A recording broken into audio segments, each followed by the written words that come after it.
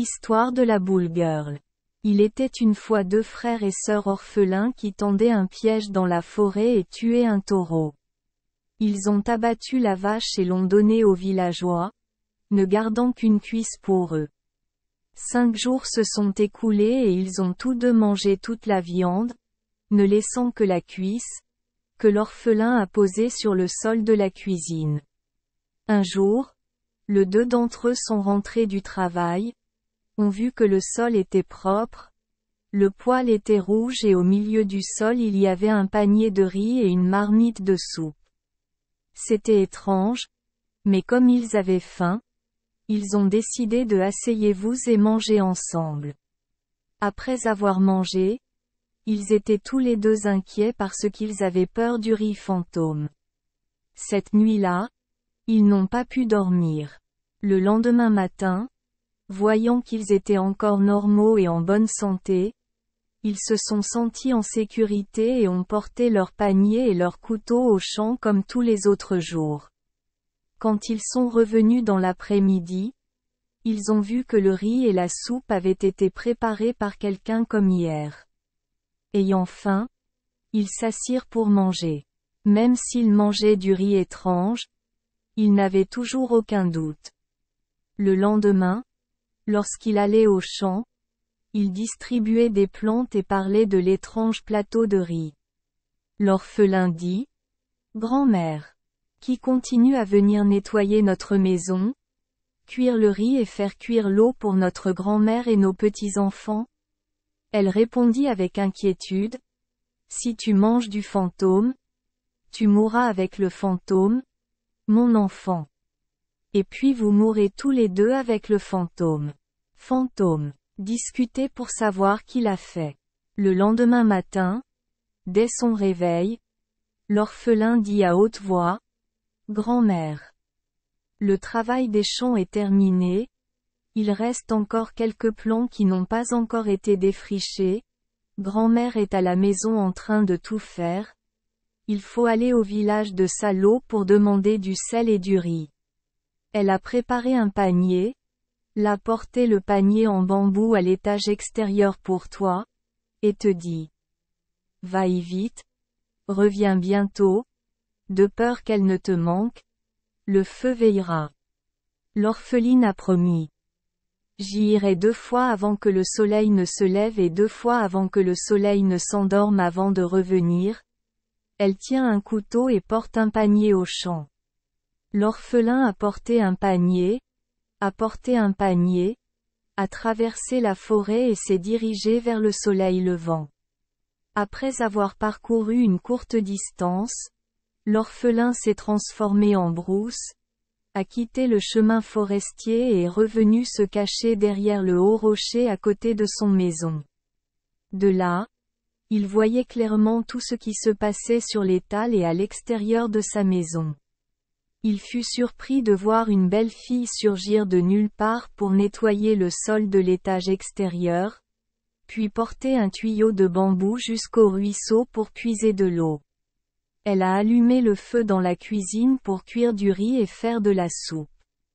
Une fois que tout le riz et l'eau ont été servis à côté du poêle, la jeune fille a laissé ses cheveux sécher au soleil près de la porte latérale à l'étage extérieur.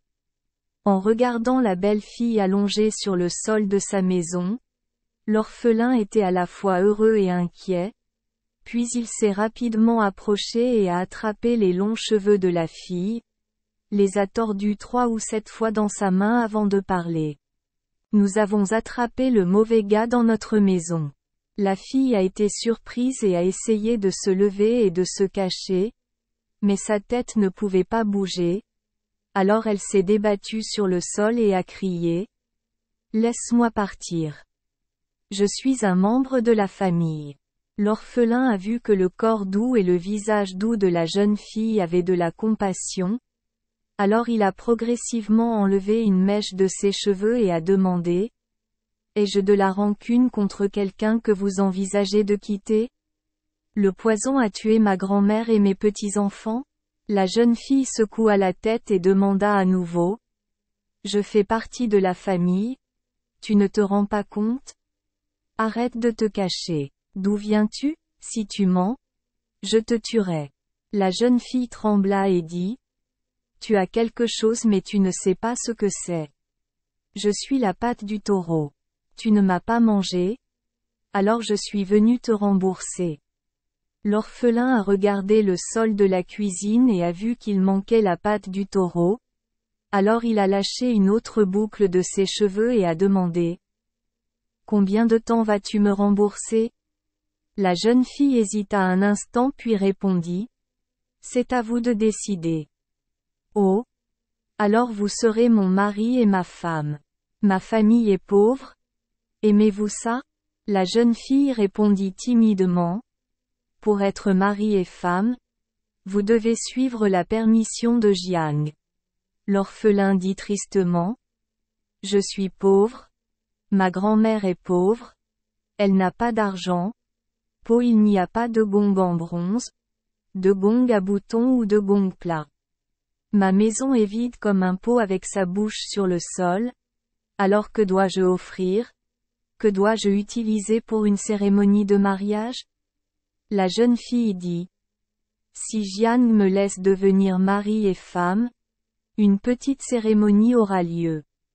Assez. Il a fait cuire une casserole de riz, en a pressé 8 poignées, a fait bouillir un œuf et l'a coupé en 8 morceaux pour célébrer Jiang et les fantômes des 2 familles. Pendant la cérémonie, je m'assois dans la maison, vous êtes assis dans la cour. Si je jette 8 boulettes de riz dans ta main, je lève la main pour attraper les 8 morceaux d'œuf que tu jettes.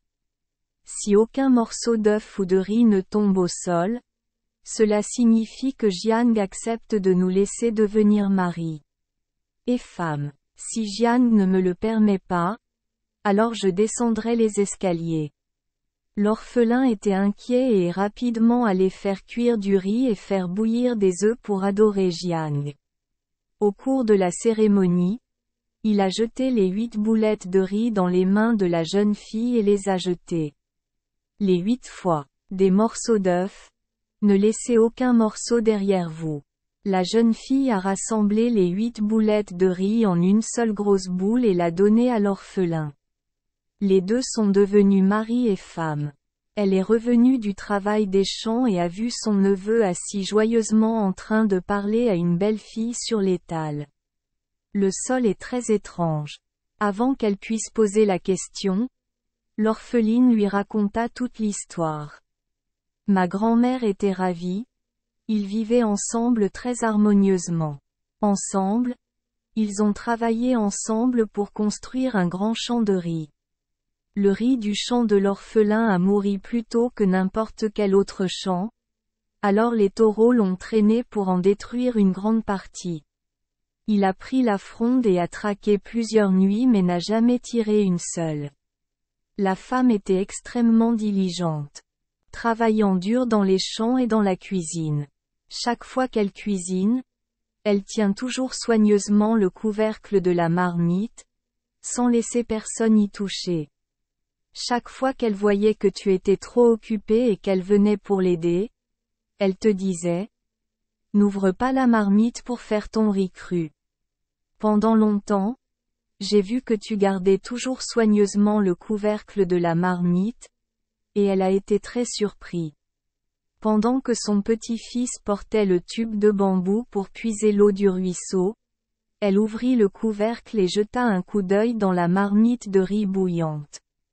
Curieusement, la moitié de la marmite s'était transformée en riz et l'autre moitié était une poignée de riz doré. Devinez l'histoire. Elle ferma le couvercle du cuiseur à riz et marmonna pour elle-même. Pendant longtemps, j'ai cru que les taureaux mangeaient le riz des champs, mais il s'est avéré que mon neveu l'a coupé et a fait cuire du riz pour toute la famille.